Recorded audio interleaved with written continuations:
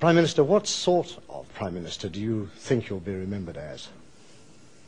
It's not for me to say, but I hope I'll be remembered as one who, in the face of the biggest challenges, above all economic problems the country has faced in its history, kept the party together, kept the country together, kept the country united, secured a common effort from the people and an acceptance of the sacrifices that had to be made. I wish I could have been Prime Minister in happier times and easier times.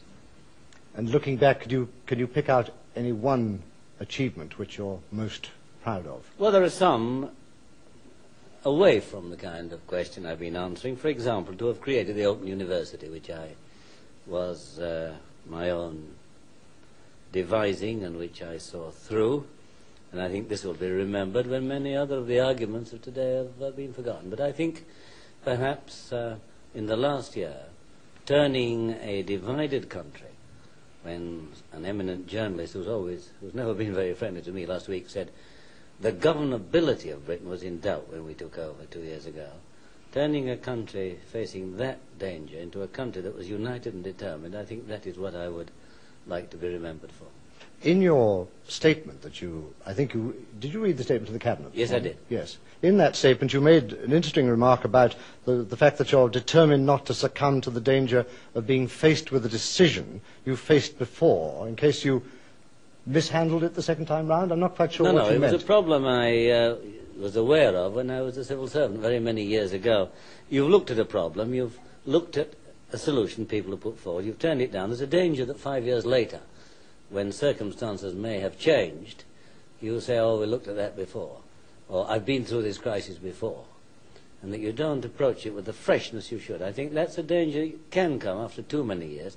I hope I haven't done it, but I want to make sure that I don't, and that there'll be a fresh approach to all the problems. But that is one of the big things which has decided you to bow out. No, I think the big things really are, first, that I have been here a long time. It's been a long run, a happy run, almost the longest this century. I've got a wonderful team. I've got people almost of my own age group. Why should I sort of hog the thing and cling on and prevent them from having the chance of succeeding and bringing their distinctive approach? That is one of the arguments. The other argument, I think we're now at a turning point. Things are beginning to pick up again, very slowly, but beginning. Even unemployment is beginning to get more under control, I believe. But I would like new people to handle this. And, of course, we're at a turning point on the biggest thing of all, the attack on inflation. When we've got acceptance, against all the odds, as many people thought last year, by agreement, of what has to be done to fight inflation, the counter-inflation policy, the next stage, after the budget, will be to decide what we do for the next year. Now, I think that is the moment to go, to leave others to do the negotiations. I would hate to wreck those negotiations or even put them in at risk by an interruption through the need to have an election of a new leader, and when all the party conferences, all the trade union conferences are going on and so on. And there is a little lull before the budget, before any new negotiations can take place, so I think this is the time to do it. I've had a great deal of anxiety in working out what was the right timing. I think that's right. But that does mean that your successor is going to have one of the most difficult jobs there could be, as almost his first task, and that is obtaining agreement between differing opinions in the labour movement and the trade union movement about what that next stage of the counter-inflation policy should be. I hope the way I handle it is going to help him, because we start from a national consensus, as well as a consensus with the trade union movement, within the Parliament in the main, certainly on our side. He starts from that, and he starts with the goodwill of the country. Can I ask you, if you feel you have a political weakness, what that is? Well, I think it's always said I'm very forgiving. The man who kicks me in the teeth 1 week, I won't say exactly promoting him. That takes a month. But I am forgiving, because I know we're all human beings with our frailties.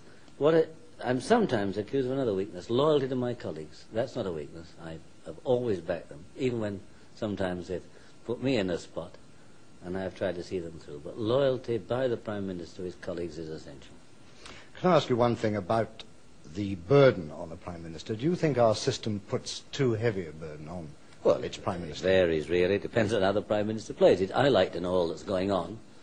When I was Prime Minister in the 60s, hardly a single one of them being in the Cabinet. I had to go and do everything. It was like, football, taking the set-piece occasions, goalkeeper, taking the penalties and the corners. Now, of course, I have a very talented and experienced Cabinet. Even so, I like to know all that's going on. It's a heavy job, but a very enjoyable job. You don't get bored, and if I don't get bored, I don't get tired.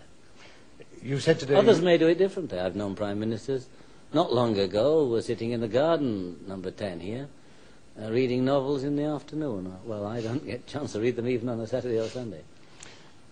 You've said today, I think, you're as fit as a flea. How fit is that? Well, all fleas are fit. I feel fitter now than when I was 40. I'm certainly carrying less weight.